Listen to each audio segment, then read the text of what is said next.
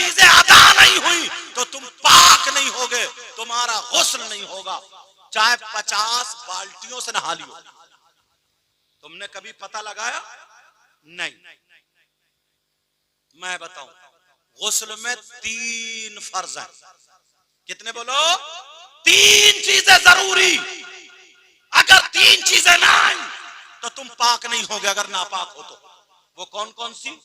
Number 1, पहले तो अगर कहीं गंदगी लग रही है ना, निजासत गिलाजत लग रही, उसको धो डालो। नंबर 1, कुल्ली करना गरारे के साथ, अगर रोजा ना हो तो।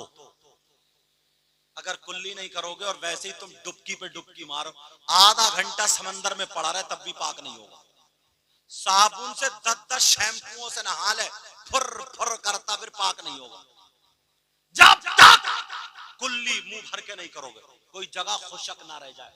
नंबर 2, नाक में पानी चढ़ाना, ये नर्म हड्डी था। ये जो नाक में चूहे होते हैं, चूहे जानते हो ना, बात आदमी की खाना खा रहे फिर भी कुरेदने की बड़ी गंदी आदत होती है।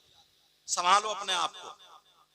अगर ये चूहा सूख के चिपट जाए तो इतना कर्रा हो जाता है, पानी अंदर जाने नहीं देता। बोलो है कि नहीं ऐसा? अगर चूहा लगा है, नाक में पानी डाला है, तो चूहा साफ करना पड़ेगा, तब तुम्हारा गुस्ल होगा। 2 चीजें। और तीसरी, सर से लेके पांव तक पूरे जिस्म पे कम से कम पानी के 3 कतरे बह जाएं। समझ में आ गई बात? मगर नहाने का क्या अंदाज है? वाह, कितनी शर्म हया गैरत, सारी चीजें खत्म कर दी है तुमने। आंगन में नल खड़ा है, पहनेगा इतनी चौड़ी चड्डी और बाप जवान कटरा झुटरा नल पे चड्डी पहन के, अम्मा शैम्पू लाइए शैम्पू, शर्म नहीं आ रही है? भाभी घर में है, बहन घर में है, माँ घर में है, सारे लोग घर में, तू नेकर चड्डी पहन के ना रहा, क्या तेरा क्या छुप गया बताइए? और भीगा हुआ कपड़ा जब चड्डी भीग जा तो और टाइट हो जा। यार ये बातें कम से कम किताबों में नहीं, शर्म की तो कुछ तो लिहाज होना चाहिए। इंसानियत से तो आदमी समझ ही सकता है। कितने लड़के हैं चड्डी पे बैठा, उस पे ईंट पे या वो बैठने वाली पटली पे चड्डी पहने हुए नंगोड़ा कहीं का, और लगाया शैम्पू, रगड़ रहा फुर फुर कर रगड़ रहा। मर्द को ना घुटने से लेकर के नाफ तक छुपाना फर्ज है, फर्ज। कभी सोचा तुमने ये? कितने लड़के चड्डी पहन के नहा रहे, घर में माँ है, बहन है, भतीजी हैं, भांजी हैं, मोहल्ले की कोई औरत आ गई वो भी है। यार कुछ तो शर्म हया गैरत होनी चाहिए। ये कौन समझ सकता है? आज के बाद कोई चड्डी पहन के नेकर पहन के नहाएगा? बोलो। अगर नेकर भी हो तो घुटने से नीचे तक, नाफ तक, सारी चीजें ढकी हुई।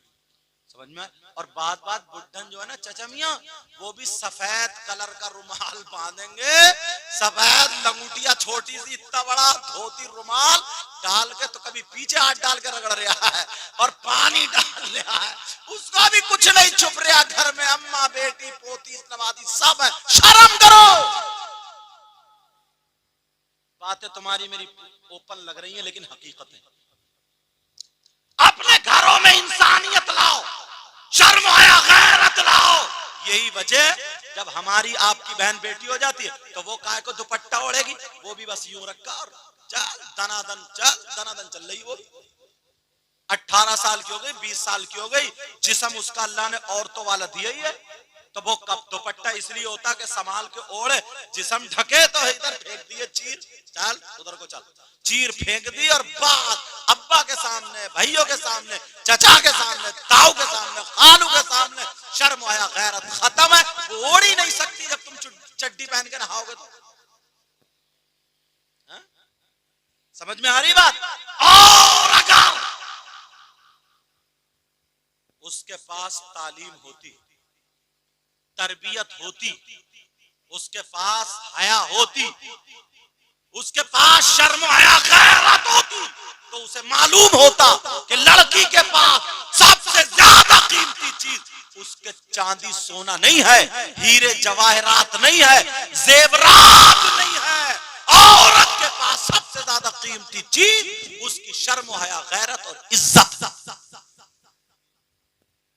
जो रया बचा ना, अब्बा इतना भोला है, अब्बा जान है, अब्बा जान मोहतरम आली जनाब, इतना सीधा, इतना भोला, इसे पता ही नहीं है क्या हो रहा। वैसे बहुत बड़ा नंबरी है, वैसे तो किसी के पेड़ काट ले रात को, अगोला ना छोड़े, मेंढे काट ले, जिसके लिए दिए ही नहीं। सीधा कहाँ है वो बताऊं? जवान बेटी और इतना बड़ा मोबाइल दे दिया, ले बेटी ले।